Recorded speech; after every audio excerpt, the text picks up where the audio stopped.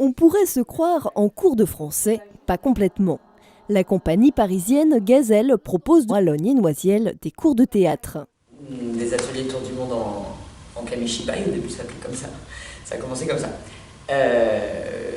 L'idée née suite déjà un premier travail avec un public allophone, des jeunes dans un collège. On a fait une résidence au collège Anne-Franck avec une classe qu'on appelait CLAD à l'époque, qui s'est transformée en UP2A, unité d'élèves allophones.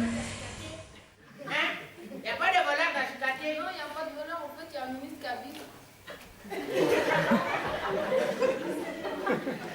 il y a un ministre qui habite et elle s'est sécurisée par la police. Et du coup, à travers cette action, on s'est trouvé un jour face à la détresse de parents qui ne parlaient pas français, qui ont dû expliquer à la principale tout ça. Enfin, c'était très compliqué. Et j'ai vu les enfants dans ce désespoir et pas à leur place. Et j'ai proposé à l'équipe qu'on crée des ateliers pour aider les adultes à apprendre le français et que chacun trouve son rôle dans la société de cette façon-là. Voilà, elle a les bons tuyaux. Elle connaît les bons magasins, là où on peut acheter moins cher. Et donc au départ, pourquoi en kamishibai? Le kamishibai, donc c'est du théâtre japonais, un petit théâtre d'image, ce qui permettait aux personnes d'être derrière et de les rassurer pour prendre la parole dans un premier temps. C'est toujours un outil pédagogique dont on se sert, mais on a été plus loin avec le théâtre d'objets et d'autres techniques des arts vivants qu'on aime pratiquer et qu'on aime transmettre.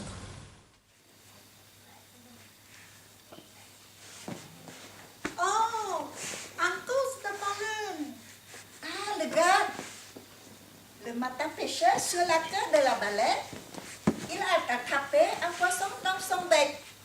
Ah, bon, ça pose son bol. Ah, il faut dans l'air. Laissez tomber. Il est déjà loin. Laissez tomber. Et le public qu'on rencontre, moi, la première chose que je leur dis toujours, c'est je vous admire parce que je suis incapable d'apprendre une autre langue. On va changer quelque chose.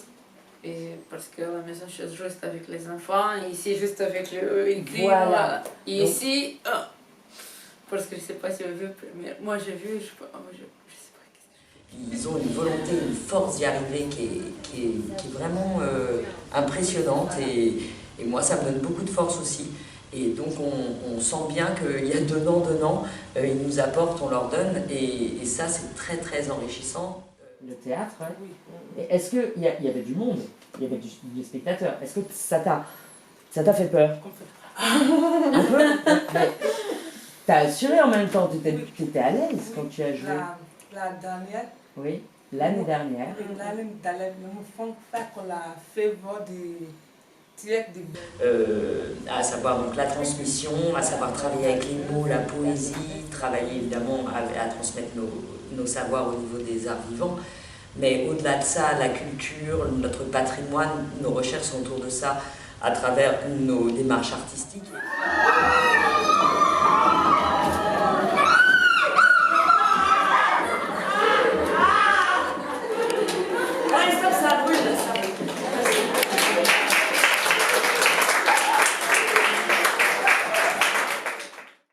Je suis directrice de la compagnie Gazelle, et c'est vrai que j'élabore les projets de la compagnie, et il va tout à fait dans les démarches que l'on suit depuis notre existence en 2000, et en plus on vit des choses avec eux qui n'ont jamais vécu, et on le voit tout de suite. Et puis le fait que le spectacle vivant, la création, de jouer devant un public, ils sentent tout à coup les bienfaits et tout ce que ça peut leur apporter aussi en matière d'aide à la communication et d'assurance avec les autres.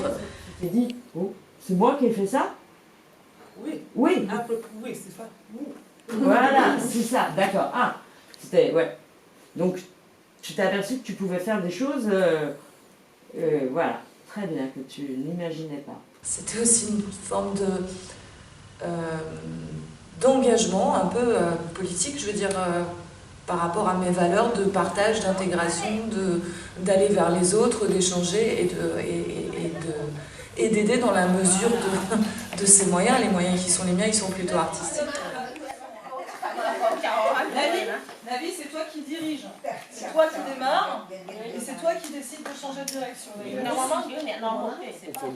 Que l'art peut aussi être de l'utilité du quotidien, ce que j'ai toujours cru, mais là vraiment on touche crûment carrément ça du doigt.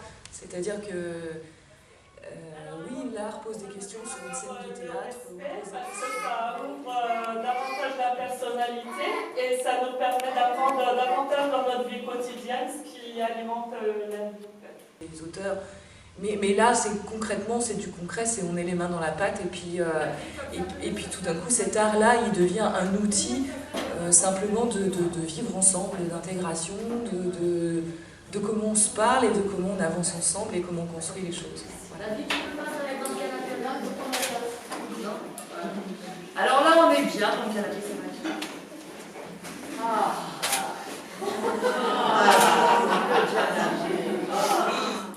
Voilà, ça brise la glace d'une autre façon et du coup ça fait un pont et un lien entre les communautés aussi, ce qui est aussi important que de s'intégrer par rapport à la société française et apprendre le français, c'est de s'intégrer aussi dans cette société multiculturelle et d'avoir l'opportunité de le faire parce qu'on a réussi justement à franchir ce pas à un autre endroit. Là, c'est différent, car par le biais du théâtre, on se met au service des gens, des élèves, directement. Et on tâche de leur apporter des outils, du matériel qui va les aider à s'intégrer dans un pays qui n'est pas le leur. Et ça, c'est très concret. On voit très clairement ce qu'on peut, par le biais de notre art, apporter aux autres. Moi, c'est ce qui m'a toujours passionnée. Maintenant, avec les autres ateliers, les nouveaux groupes qu'on a, moi je dirais que les élèves sont tous très reconnaissants avec nous. Tous, oui, il y a toujours eu ça à tous les ateliers, chaque année. À un moment à Noël, il y a une fête pour Noël. Enfin, il y a quelque chose qui se crée spontanément de leur part, comme une générosité, le besoin de nous donner quelque chose. Je sens énormément de partage, d'échange. On se donne mutuellement les choses, c'est pas un truc à sens unique. Et ouais, ça c'est très clair. Et puis les progrès qu'ils font, moi je le vois. Et à l'évidence, notamment dans les ateliers qu'on a dans un quartier proche de chez moi, et j'en croise dans la rue qui au départ n'échangent pas avec moi dans le bus et qui après, quand on se croise, ou même des fois je les vois parler avec d'autres gens, tout ça, c'est pas avant quoi. Et ça je le vis dans le quartier, moi, je le vois. Alors quand un des élèves revient en cours et qui nous dit bah, « j'ai trouvé du travail et je pourrais plus venir en cours », bah, on est vraiment très heureux. Et on voit clairement à quoi on a participé. C'est extrêmement gratifiant pour tout le monde. Et quand on a déjà des problèmes de logement, des problèmes de papier, des problèmes de boulot, des problèmes de scolarisation de ses enfants, etc., quand on est chinoise, aller discuter avec sa voisine sri-lankaise, c'est encore une étape de complications de plus. Et là, justement, toutes ces personnes se rencontrent aussi dans ces cours, font des improvisations, échangent ensemble, on est partis en tournée ensemble, on a partagé tous ces moments-là. Ils nous ont dit, on a le sentiment de faire une famille. On les a emmenés donc jouer à Marseille, ils sont rentrés en nous donnant tout ce bonheur qu'ils avaient vécu et qui se sentaient comme une grande famille. Ils forment véritablement une petite troupe avec ce spectacle.